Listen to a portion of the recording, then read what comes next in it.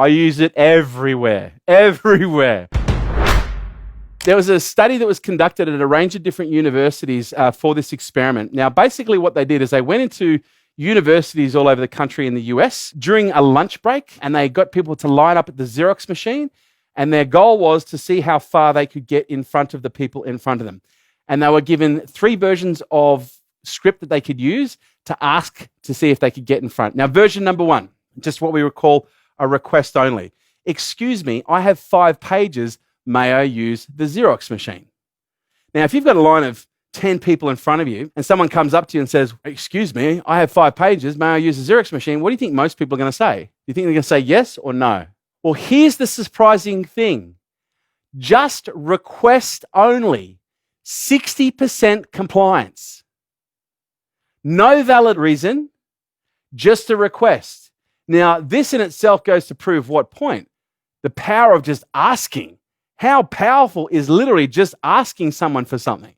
Version number 2, a request with a real reason. Excuse me, I have 5 pages. May I use the Xerox machine because I'm in a rush?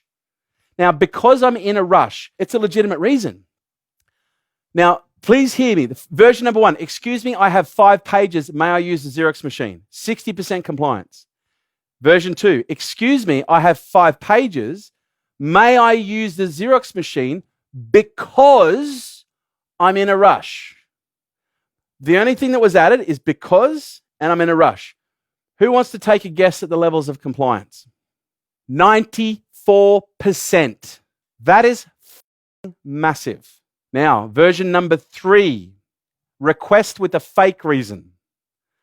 Excuse me, I have 5 pages. May I use the Xerox machine because I have to make copies? Why the f*** else are you using the Xerox machine? I have just said because and given an invalid reason. Guess what the conversion rate to compliance was?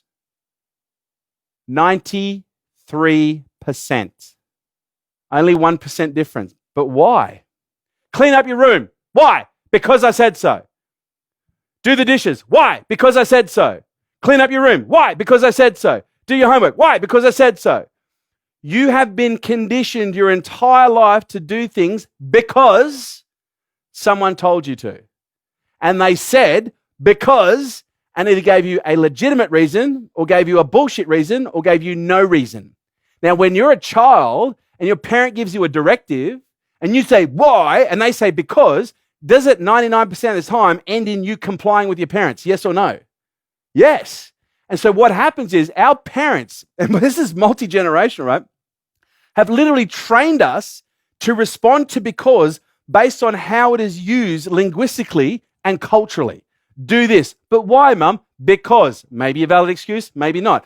Do this. Why? Because. Maybe a valid reason, maybe not. Compliance. Think about how many times you've been in that scenario. Thousands. You have been programmed with thousands of those interactions.